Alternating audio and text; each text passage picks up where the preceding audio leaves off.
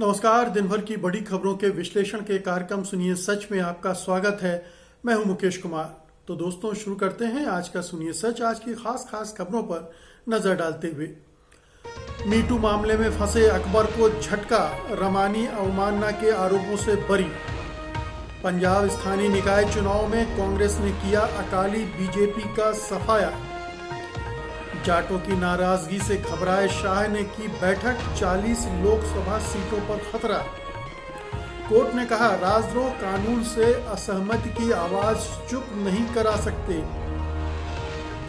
कांग्रेस वाम महागठबंधन हुआ मजबूत, टीएमसी बीजेपी दोनों के लिए खतरा। खास खबरों पर नजर डालने के बाद अब वक्त है आज की बड़ी खबरों के विस्तार से विश्लेषण का। इसलिए सबसे पहले लेते हैं आज की सबसे अहम खबर। पत्रकार प्रिया रमानी आपराधिक अवमानना के आरोपों से बरी हो गई हैं। इस फैसले से #मीटू मामले में फंसे पूर्व केंद्रीय मंत्री एमजे अकबर को झटका लगा है। उन्होंने रमानी के खिलाफ ये केस तब दर्ज कराया था जब 2018 में चले #मीटू अभियान के दौरान रमानी ने अकबर के खिलाफ यौन दुर्व्यवहार की शिकायत की थी, आरोप लगाया था। दिल्ली की अदालत ने कहा कि महिला को दशकों बाद भी अपनी शिकायत रखने का अधिकार है। अदालत ने कहा महिलाओं को यौन शोषण के मामलों को उठाने के लिए दंडित नहीं किया जा सकता है। इसके साथ ही अदालत ने यह भी साफ किया कि भारतीय संविधान महिलाओं को किसी भी मंच और किसी भी समय अपनी शिकायतों को उठाने की अनुमति देता है। कोर्ट की यह टिप्पणी काफी अहम है कि किसी भी मंच पर और किसी भी वक्त महिला यौन शोषण की शिकायत को उठा सकती है। पत्रकार रमानी ने एक अखबार के लेख में कहा था कि उनके साथ यौन दुराचार करीब 20 साल पहले हुआ था, जब अकबर एशियन एज के संपादक थे। उन्होंने आरोप लगाया था कि उन्होंने नौकरी के लिए रमानी को अपने होटल के बेडरूम में बुलाया था और अनुचित व्यवहार किया था। प्रिया रमानी ने दावा किया था कि एमजे अकबर ने मुंबई के ओबराय होटल में दिसंबर 1993 में नौकरी के लिए साक्षात्कार के दौरान उनका यौन शोषण किया था। एमजे अकबर का कहना था कि उन्होंने होटल में प्रिया रमानी से कोई मुलाकात नहीं की थी। बता दें एमजे अकबर आरोप लगाने वाली प्रिया रमानी अकेली महिला नहीं थी। पूर्व केंद्रीय मंत्री और पत्रकार एमजे अकबर पर करीब 20 महिला पत्रकारों ने यौन उत्पीड़न के आरोप लगाए थे, जिसके बाद एमजे अकबर को 17 अक्टूबर 2018 को केंद्रीय मंत्रिमंडल से इस्तीफा देना पड़ा था। तो जो मीटू का अभियान चला था, जिसके तहत दुनिया भर में महिलाओं ने अपने साथ हुए यौन दुर्व्यवहार की खुलेआम शिकायत की थी, आरोप लगाए थे, सोशल मीडिया का इस्तेमाल किया था और उसके बाद ये एक बहुत बड़ा हंगामा खड़ा हुआ था। तमाम नामी गरामी हस्तियां इसमें फंसी थीं, बहुतों को इस्तीफा देना पड़ा था, बहुतों को नौकरी से निकाला गया था, बहुतों को माफी मांगनी पड़ी थी। ये इस आंदोलन की एक बड़ी जीत है हिंदुस्तान में कि एमजे अकबर जो अपनी ताकत का इस्तेमाल करके डराना चाहते थे प्रिया रमानी को, अपने प्रभाव का इस्तेमाल करके, वो कामयाब नहीं हुए। और प्रिया रमानी ने जो शिकायत की थी, जो आरोप लगाया था, उसको कोर्ट ने एक तरह से सही ठहराया है कि, और ये भी सही ठहराया है कि 20 साल बाद भी अगर कोई महिला अपने साथ हुए किसी तरह के यौन दुर्व्यवहार की शिकायत करती है तो उसमें कतई कुछ भी गलत नहीं है। वो किसी भी मंच का इस्तेमाल कर सकती है, यानी सोशल मीडिया में भी जा सकती है। तो ये एक बहुत बड़ी कहना चाहिए कि महिलाओं को ताकत दी गई है। इस फैसले से ताकत मिलेगी और भी महिलाएं जिनके साथ इस तरह की कोई घटना हुई है वो खुलकर बोलने के लिए आगे आएंगी और उन चेहरों को बेनकाब करेंगी जिन्होंने उनके साथ इस तरह से दुर्व्यवहार किया है। तो एक बहुत बड़ी ताकत इस फैसले ने दी है।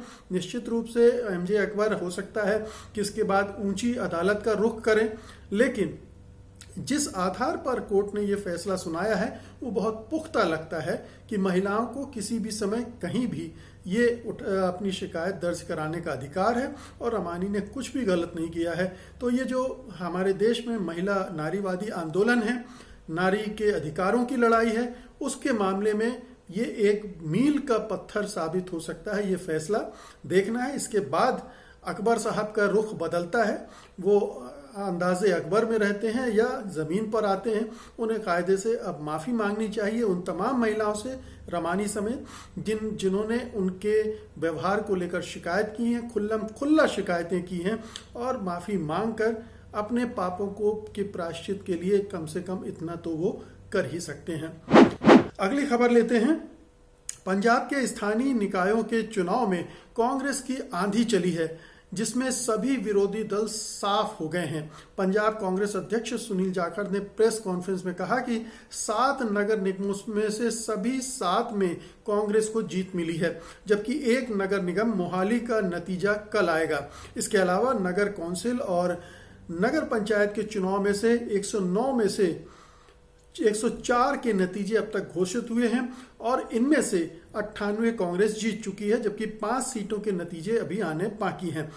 इस चुनाव में बीजेपी और अकाली को अपने अपने गढ़ों में भी हार का सामना करना पड़ा है। बीजेपी के गढ़ माने जाने वाले बीजेपी सांसद सनी देओल के इलाके गुरदासपुर की नगर कौंसिल की 29 सीटों पर बीजेपी को हार मिली है और सभी सीटें कांग्रेस के खाते में गई हैं। इसके अलावा बठिंडा में भी कांग्रेस की पार्टी की बहुत करारी जबरदस्त जीत हुई है। ऐसा करीब 53 साल बाद हुआ है जब बठिंडा में कांग्रेस ने जीत हासिल की हो। अब तक बठिंडा नगर निगम पर शिरोमणि अकाली दल का कब्जा रहता था। राज्य के 2032 वार्डों में 109 नगर पालिकाओं राज्य के 2032 वार्डों, 109 नगर पालिका परिषदों और 8 नगर निगमों के लिए 14 फरवरी को मतदान हुआ था। कांग्रेस और शिरोमणि अकाली दल बादल के बीच मुख्य मुकाबला रहा। बीजेपी का प्रदर्शन बहुत ही खराब रहा और पहली बार स्थानीय निकाय चुनाव लड़ रही आम आदमी पार्टी को भी कुछ मिला नहीं, वो कोई कमाल नहीं दिखा सकी। कांग्रेस के लिए नतीजे इसलिए भी अहम हैं क्योंकि अगले साल फरवरी में राज्य में विधानसभा चुनाव होने वाले हैं। उससे पहले ये बड़ी जीत कांग्रेस के हाथों को मजबूत ही करेगी।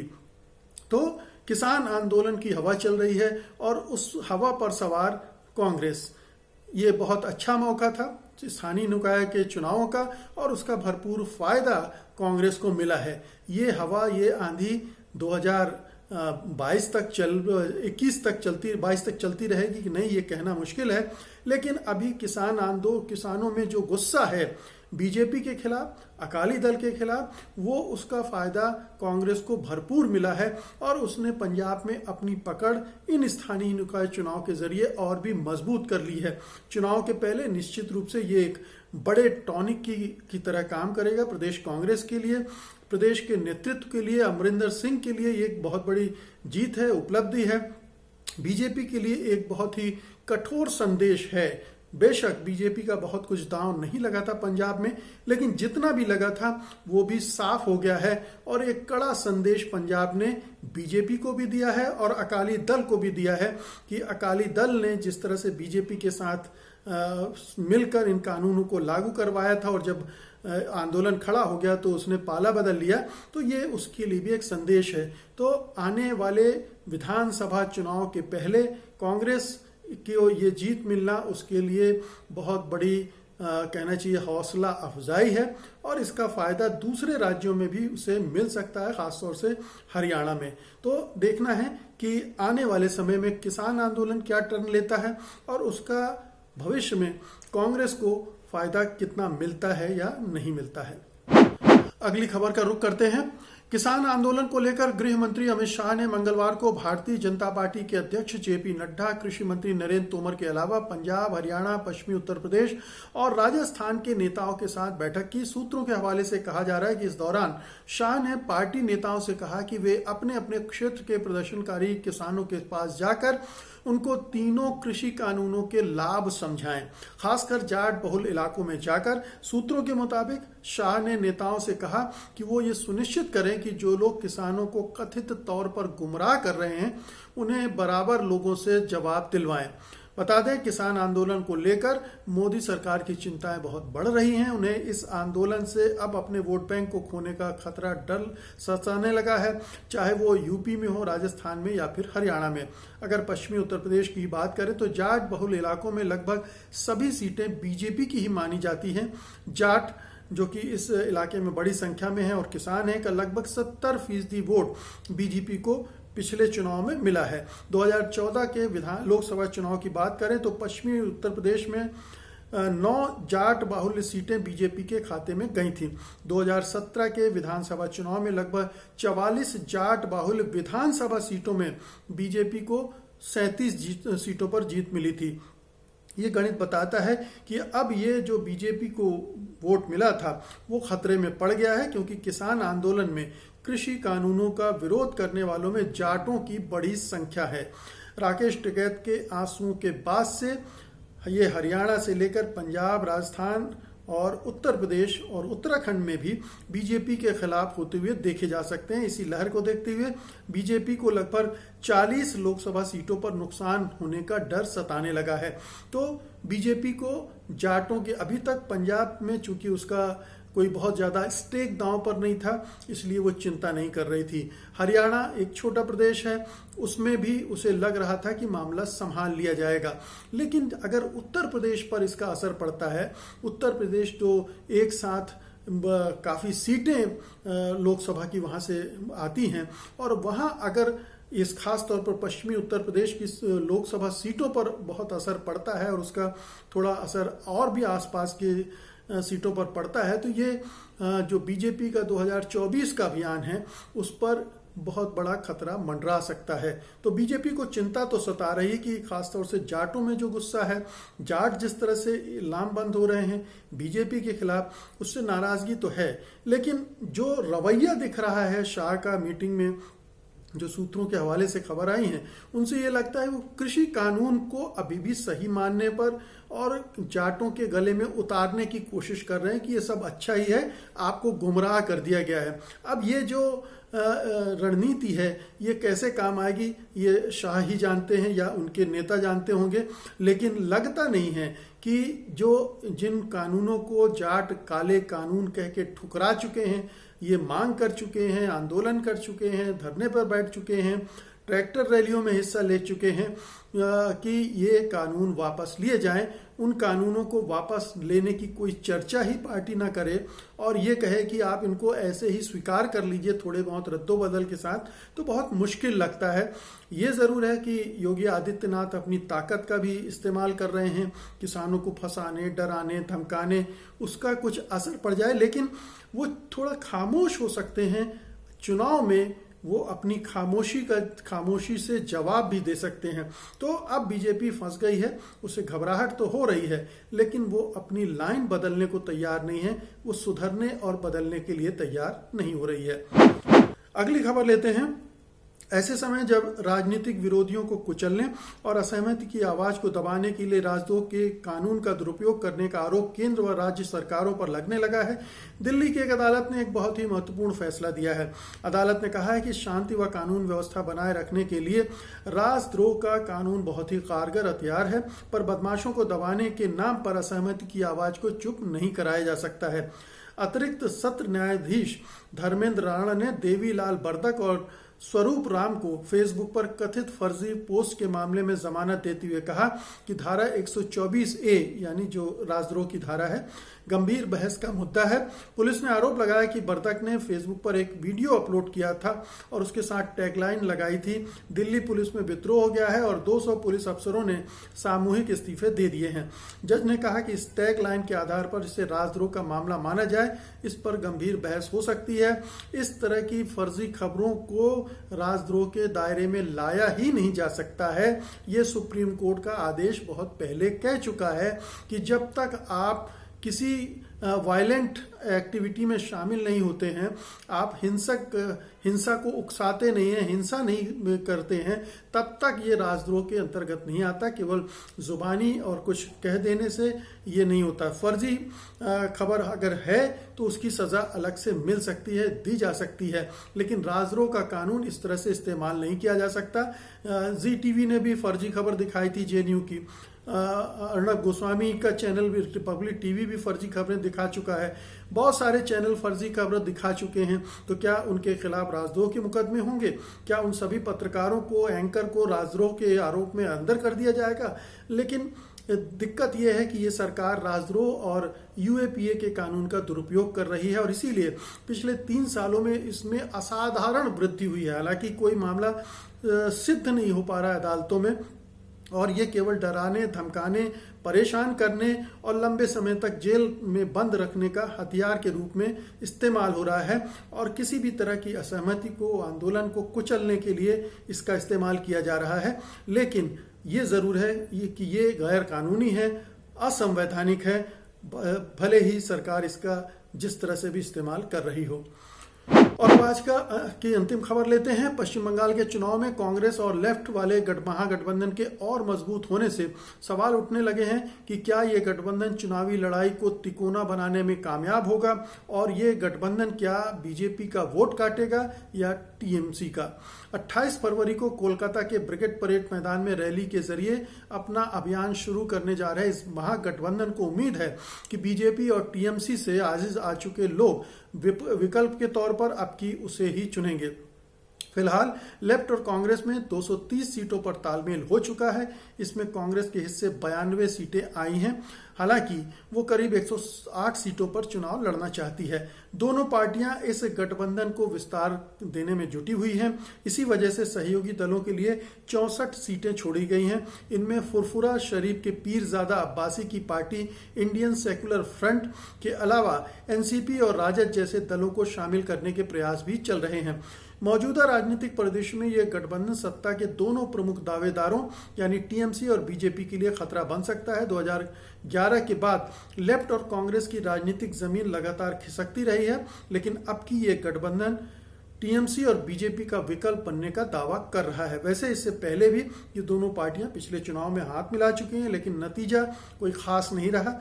बीते विधानसभा चुनाव में कांग्रेस को 44 सीटों से ही संतोष करना पड़ा था, जबकि करीब 3.5 दशक तक राज करने वाले लेफ्ट को 33 सीटें ही मिली थी। दरअसल बीते लोकसभा चुनाव में लेफ्ट और काफी हद तक कांग्रेस के वोट बैंक पर बीजेपी ने कब्जा कर लिया था। ऐसे में अगर अब की ये गठबंधन बेहतर प्रदर्शन करते हुए अपनी खोई जमीन वापस हासिल करता है तो उसका खामियाजा बीजेपी को ही भुगतना पड़ेगा। दूसरी ओर अब्बासी के गठबंधन में शामिल होने की वजह से टीएमसी के अल्पसंख्यक वोट बैंक में भी सेंधमारी का अंदेशा है। ये बात दीगर है कि बीजेपी या टीएमसी में से कोई भी पार्टी इस गठबंधन को ज्यादा अहमियत नहीं दे रही है। बीजेपी के प्रदेश अध्यक्ष दिलीप घोष दावा करते हैं कि यहाँ टीएमसी और बीजेपी के बीच सीधा मुकाबला है और हम 200 से ज्यादा सीटें जीतकर सरकार बनाएंगे। तमाम गठबंधनों का लक्ष्य बीजेपी को हराना है, लेकिन हम सबसे मुकाबले के लिए तैयार हैं। दूसरी ओर टीएमसी के वरिष्ठ नेता व सांसद सौगत राय कहते हैं कि इस गठबंधन का चुनाव पर कोई असर नहीं पड़ेगा। तो दोनों अपने आप को प्रमुख दावेदार बता रहे हैं, बीजेपी और टीएमसी, लेकिन ये तीसरा गठबंधन जिस तरह से आकार ले चुका है और जिस तरह का तालमेल हो रहा है, उसको देखते हुए लगता है कि एक बड़ा दावेदार बनकर उभर रहा है। देखिए, पिछले लोकसभा चुनाव के नतीजों को आधार बनाकर बीजेपी बहुत सारे दावे कर रही है और बहुत सारे विश्लेषणकर्ता भी इस पर चले जाते हैं, लेकिन ये ध्यान में रखने की बात है कि लोकसभा चुनाव के मुद्दे अलग होते हैं और उसमें मोदी फैक्टर बहुत काम कर रहा था। यहाँ पर इस चुनाव में मोदी फैक्टर नहीं है, स्थानीय मुद्दे हैं और टीएमसी जो 10 साल से सत्ता में है उससे काफी मोह भंग की भी स्थिति है।